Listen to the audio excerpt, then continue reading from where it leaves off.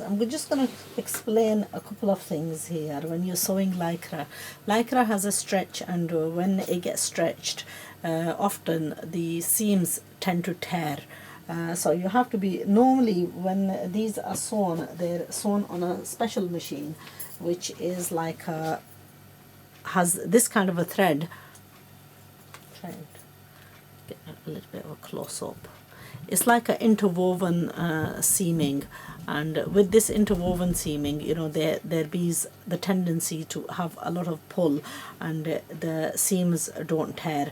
But these are special machines, and they're quite expensive, and obviously they're not overlockers. This is, it's called a lock stitch machine. No, it's not called a lock stitch machine. A lock stitch, it's an overlocker with a lock, you know. It has like a binding weaving sort of an edge, and it's often done, you know, most of the ready-mades on jerseys are done in with those machines. Now I do have one of those machines, but unfortunately I've no space, and it's an industrial one, and it takes a lot of room, so I've had to put it in storage, and I couldn't fit it anywhere here. So we have to compromise, and we have to do the best we can with just the ordinary machine. So what I've done is, to stop that happening on the neckline, I've used interfacing. I've used a black interfacing. You can use another color, but then you would have to pre-line it, and using black, it just sort of cuts a bit of corners.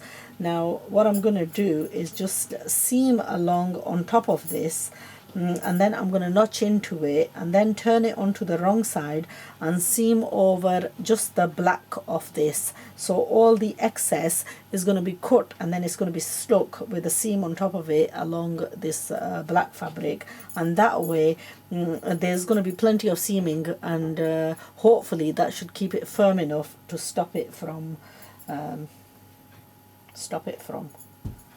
the threads from breaking. Also, a slight bit of a pull, and the tension slightly bit loose will also help with this kind of stretch, with this pulling effect. And now if you're sewing on a small machine, then the best thing to do is to use a zigzag stitch, and that will also have elasticity in that stitching, and it will stop it from, you know, breaking the thread. Okay, so it's fairly simple to make. I've already done one, so I'm just gonna put all these on the sewing machine, and I'm gonna sort of guide you, give you a bit of a brief on what I've done.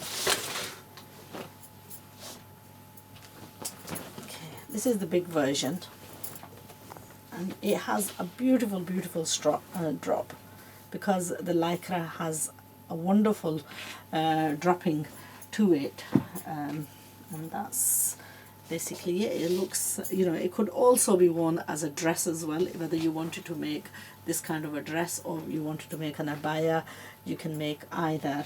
The previous one that I made for this young lass was this one. This one is an Arabian abaya, and I don't know, you might have come across the making of this one, and she absolutely adores this one. So perhaps the next one we'll do will be one of these Arabian abayas. At the moment Inaya has just started mosque, so I'm going crazy in doing all these abayas for her as well. So I'm making her one exactly the same as this, so you will see her modeling one of these abayas, and you can see the fall in it. Can you see the wonderful, you know, waterfall effect, you know, these, and that's the kind of fall that you'll get when it's worn.